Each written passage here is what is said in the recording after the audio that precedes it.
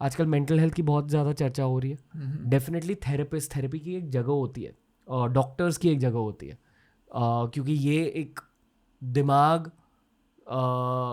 के इलनेस के बारे में भी है जो आपको दिखाई नहीं देता। पर मेंटल फिटनेस नाम की भी एक चीज़ होती है।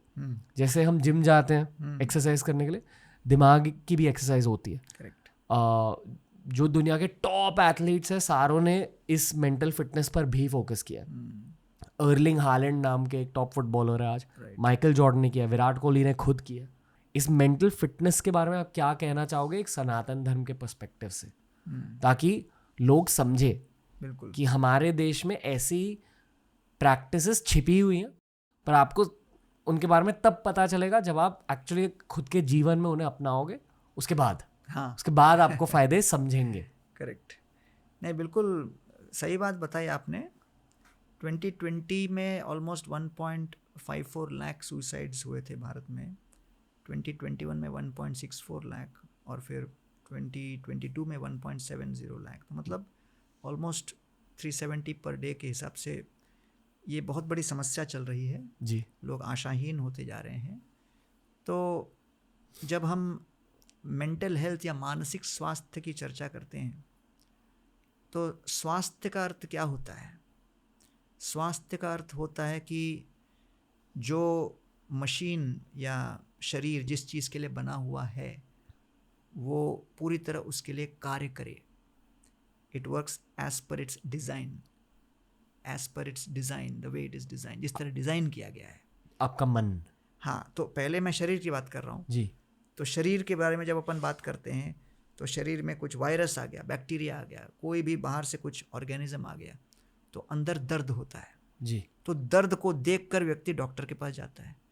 तो डॉक्टर समझता है कि कोई बाहर से कोई वस्तु अंदर आ गई है जो शरीर के लिए नॉर्मल नहीं है, तो उसी को फिर हम कहते हैं बीमारी। फिर अंदर के जो शारीरिक सिस्टम है, इम्यूनिटी, उसको बूस्ट करो और फिर उसको बाहर निकालो और उसको कुछ एक्स्ट्रा सपोर्ट देने के लिए बाहर से हम दवा लेते हैं। तो ये शारीरिक की मैं पहली बात कर रहा हूँ जिससे लोग समझें कि भाई मानसिक भी वैसा ही है।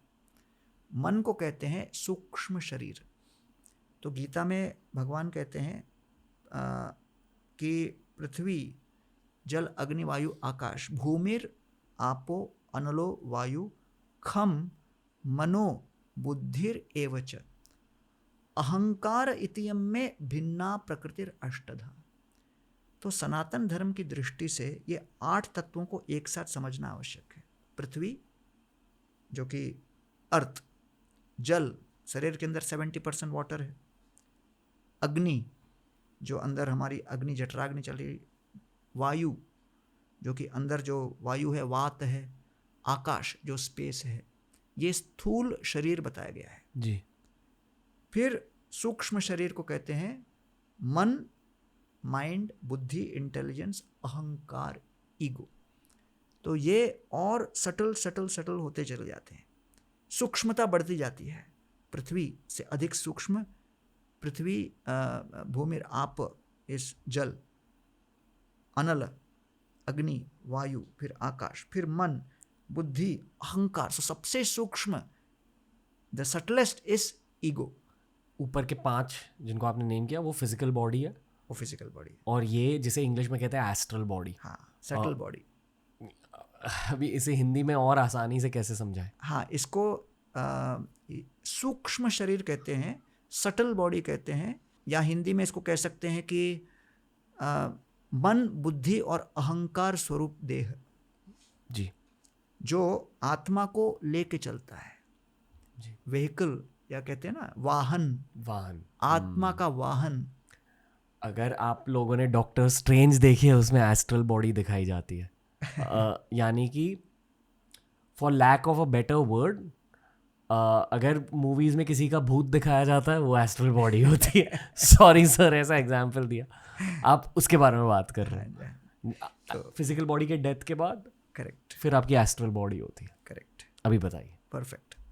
तो ये सूक्ष्म शरीर जो है, इसमें मन, बुद्धि और अहंकार है। इसमें सबसे प्रधान है अहंकार।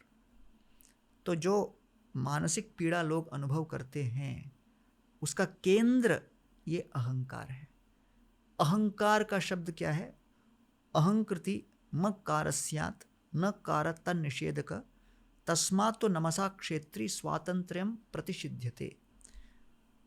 भारत में विशेष रूप से जो हिंदू हैं वो नियमित रूप से पूजा पाठ यज्ञ वगैरह में बैठते हैं, और जब पुजारी या पुरोहित मंत्र जब बोलता है तो कहते हैं नमः कृष्णाय नमः विष्णवे नमः। तो नमः शब्द भारत में बहुत लोगों ने सुना है, रेगुलर हमारे पूजाओं में होती है। तो ये नमः शब्द की परिभाषा दी गई है। अहंकृति मकारस्यात् न कार तन निषेधक। तो म जो है, नमः में जो म है वो अहंकार का प्रतीक है। अहंकार अर्थात मैं ये हूं और ये मेरा है। मैं मैनेजर हूं, ये मेरा कैबिन है, ये मेरा स्टाफ है, ये मेरा बजट है, ये मेरा इन्फ्लुएंस है, अधिकार है।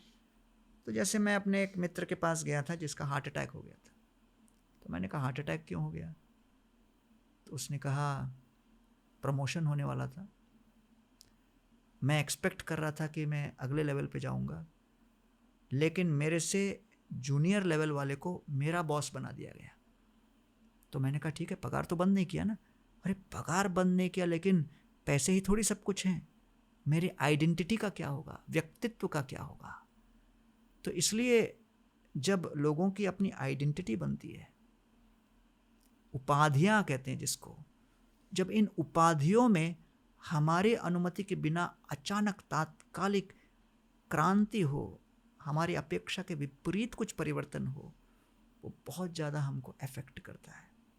तो कई कई उपाधियां हम बांध के रखते हैं, ये अहंकार से प्रेरित होकर, है कि नहीं? जैसे उस समय की बात है कि IIT दिल्ली के डायरेक्टर थे डॉक्टर डोगरा।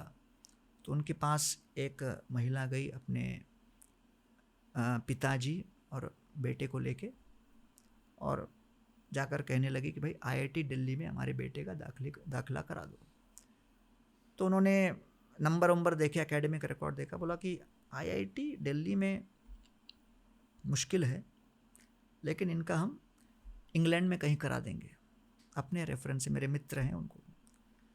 तो अब वो जो महिला थी बहुत अवाक रह गई कि भाई हम इनको निवेदन करें और कहते हैं कि नहीं हो सकता। तो वो महिला कौन थी? वो थी इंदिरा गांधी, और वो उनके पिता थे जवाहरलाल नेहरू, और राजीव गांधी के एडमिशन के लिए वो गए थे IIT दिल्ली में। उस समय की बात है, बुक्स में छपा हुआ है। तो IITian होना आज की तारीख में भी एक उपाधि है, और बहुत सी युवा पीढ़ी प्रयास करती रहती है कि हम IIT में प्रवेश करेंगे, और जब नहीं हो पाता तो उनकी उपाधि जो अपेक्षित होती है पूरी नहीं हो पाती, तो बहुत ज़्यादा भ्रमित हो जाते हैं कि मैं कौन हूँ, क्या हूँ, क्राइसिस में चले। वैसे UPSC की तैयारी करते हुए 10 लाख लोग स्टार्ट करते हैं, लेकिन अंत में तो 100 लोग ही बनेंगे। तो मैं हमेशा UPSC कोचिंग वालों को कहता हूँ कि भाई उनका सोचो, जो प्रतिभाशाली हैं, प्रभावशाली, लेकिन कई कारणवश नहीं कर पाते, उनका क्या होगा? तो वो आइडेंटिटी एक हो जाती है, व्यक्तित्व, उपाधि। तो जब अचानक हमारी उपाधि बदलती है तो वो हमारी अपेक्षाओं से कुछ अलग कुछ होता है, तब वो हम पर असर करता है।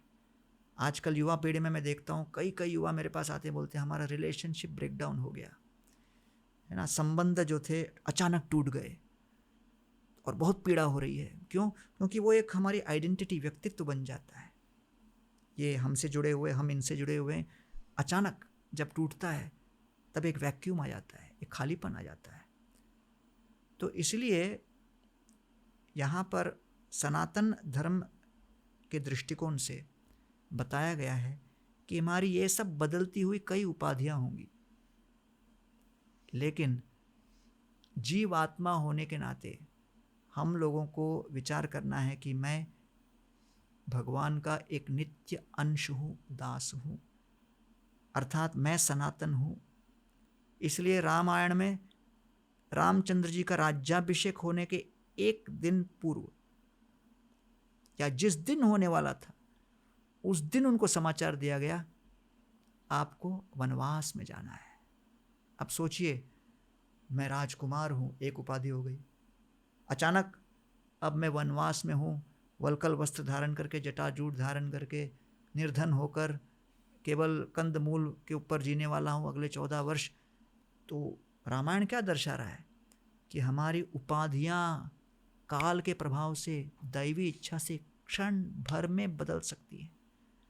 अचानक लग रहा है संपत्ति बढ़ती जा रही है, अचानक विपत्ति आ जाए, है कि नहीं। तो मैं ये हमेशा एक शहर में, उत्तर भारत में, मैं एक डायरेक्टर जनरल ऑफ पुलिस थे, उनके घर में लेक्चर दे रहा था गीता के ऊपर। ऐसी मानसिक स्वास्थ्य के ऊपर चर्चा चल रही थी और फिर मैंने बताया कि अपेक्षाएं कितनी महत्वपूर्ण होती हैं, कितनी स्ट्रांग होती हैं, उपाधियां कैसी स्ट्रांग होती हैं। और फिर मैंने बताया कि भाई रॉकफेलर थे, उनके पुत्र का अचानक निधन हो गया। वो गए थे कुछ रिसर्च करने और कुछ ऐसे लोगों के बीच चले गए जिन्होंने उनको मार डाला जंगल के अंदर। जंगल के अंदर के कुछ लोगों का वो रिसर्च करने गए थे, उन्होंने उनको मार डाला। तो रॉकफेलर को जब मालूम पड़ा कि मेरे जवान पुत्र की मृत्यु हो गई, तो अचानक उनकी उपाधि समाप्त हो गई। मैं पिता हूँ, वो एक उपाधि है। इसलिए कहते हैं पुत्र शोक। जब संतान का नाश होता है वो शोक इतना तीव्र क्यों होता है? क्योंकि उपाधि अचानक उखाड़ दी जाती है। और फिर रॉकफेलर ने कहा, मुझे मीडिया में कहा, मेरे पास इतना धन है कि 7 पीढ़ियों को कमाने की आवश्यकता नहीं, लेकिन इतना सब धन रखकर मैं कह सकता हूँ दावे के साथ, अब से लेके जब तक मेरी मृत्यु होगी, एक रात भी मैं चैन का नहीं सो सकता। क्योंकि ये उपाधि जिस तरह से काट दी गई है, तोड़ दी गई है, बड़ी पीड़ाजनक है। और जब मैंने ये स्टोरी सुनाया, सामने जो डायरेक्टर जनरल साहब बैठे थे वो रोने लगे, आंखों से अश्रुधारा प्रवाहित होने लगी। तो मैंने कहा ये क्या हो गया, मैंने ऐसी क्या बात कर दी कि जिससे इतने इफेक्ट हो गए। तो लेक्चर के बाद मैंने उनको पूछा, तो उन्होंने कहा कि उनका भी एक 25 वर्ष का नौजवान लड़का था जो हाईवे में ड्राइव करते समय अचानक एक्सीडेंट हो गया और उसका निधन हो गया दुर्भाग्यवश। और उनका एक 6 महीने का ही पोता था उस समय जब मृत्यु हुई। तब इनको पता नहीं था कि अब इतने नन्हे से शिशु को क्या बताएं। तो दादाजी अपने आप को पिताजी करके उनको बोलते थे। तो कहने लगे अभी तक तो हमने सत्य छुपा के रखा है, लेकिन जब जब बड़ा होगा तब सत्य मालूम पड़ेगा, तब हम क्या बोलेंगे, ये सोच के मैं रो रहा हूँ। तो ये वास्तव में जीवन का सत्य है कि जो हमारी अब उपाधि होती है, जब अचानक स्खलित होती है, नष्ट होती है, तो उसको हम विपत्ति कहते हैं। विपत्ति की परिभाषा ये है कि हमारे अपेक्षा से विपरीत और मात्रा में कहीं अधिक तीव्र जब कोई हादसा हम पर लादा जाता है तो हम उसको कहते हैं विपत्ति। तो इसलिए ऐसी विपत्तियों के आक्रमण से लोग अपने मन में पीड़ा अनुभव करते हैं।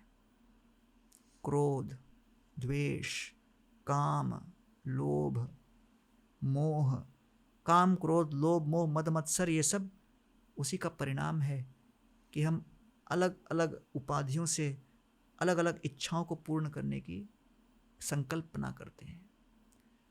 तो सनातन धर्म के दृष्टिकोण से हर व्यक्ति को प्रतिदिन एक रियलिटी चेक करना चाहिए। इसका अर्थ क्या है? प्रातःकालीन अरुणोदय की वेला में उठने के पश्चात सर्वप्रथम हम स्मरण करें कि हमारा कोर आइडेंटिटी, मूल उपाधि क्या है, और मूल उपाधि का स्मरण करके ही हम अन्य उपाधियों को हम आगे बढ़ाएं। जैसे कई परिवारों में पारिवारिक समस्या पति पत्नी के बीच, बेटे और पिताजी और माताजी के बीच क्यों होता है? जो बच्चे या जो पति सुबह उठने के बाद अपने प्रोफेशनल रिलेशनशिप को ही फुल टाइम देकर अपने व्यक्तिगत रिलेशनशिप या पारिवारिक संबंधों को प्राथमिकता जब नहीं देते हैं, तो परिवार के सदस्य बाध्य हो जाते हैं, उनको विवश हो जाते हैं समझाने के लिए कि भाई हम भी आपके परिवार के हैं, इन परिवार के संबंधों को प्राथमिकता देते हुए आप व्यवसाय के संबंधों को संभालो। क्योंकि कभी कभी वो व्यवसाय का नशा इतना तीव्र होता है, उस उपाधि में उनको लगने लगता है कि हाँ भाई हम और बढ़ रहे हैं और ऊंचे जा रहे हैं, क्योंकि पारिवारिक और सामाजिक संबंधों में इस तरह डोपामाइन की कई बार मिलता नहीं कि कुछ बढ़ रहा है, अरे वही लोग हैं, वही बातें होंगी, वही कुछ, तो वो एक अलग प्रकार का संबंध है। लेकिन उसे हम हमारे भारतीय संस्कृति समाज में उसको मूल संबंध कहते हैं। पारिवारिक संबंधों को मूल मानते हुए फिर दूसरे संबंधों को हम आगे बढ़ाते हैं। तो जब पारिवारिक संबंध की हम बात करें तो एक हमारे शारीरिक परिवार, दूसरा हमारा आध्यात्मिक परिवार, कि आत्मा होने के नाते मेरा पूर्ण पुरुषोत्तम पिता, परमेश्वर पिता, उनके साथ मेरा जो संबंध है, उन पिताजी को मैं न भूलूं जिन्होंने मुझे क्या संपत्ति दी है, क्या घर दिया है, जिसमें बिना बिल भरे मेरे को वायु मिल रहा है, जितना चाहे जल मिल रहा है, पेट के अंदर पाचन करने की क्षमता मिल रही है, साग सब्जियां खाने जाऊं तो उसके अंदर मिठास आया है, सोमो भूत्वा रसात्मक गीता में कहते हैं, चंद्रमा की किरणों के प्रभाव से वो रस। तो इस प्रकार जो कुछ मुझे दिया गया, तो क्या मैं उनका स्मरण न करूं? तो इसलिए सनातन धर्म संप्रदाय सभ्यता के अंतर्गत ये अपेक्षा की जाती थी कि उठते ही साथ हर व्यक्ति पहले उस संबंध को, मूल संबंध को, मूल उपाधि को स्मरण करे और कृतज्ञता व्यक्त करे कि भाई आपने हमें इतना कुछ दिया है कि नहीं। ये बहुत महत्वपूर्ण है समझना, तब बाकी बातें आती हैं। अगर आपको ये क्लिप अच्छा लगा तो ऐसे ही 1000 क्लिप्स अपलोड किए गए हैं इस चैनल पर, बस देखते जाओ और सीखते जाओ।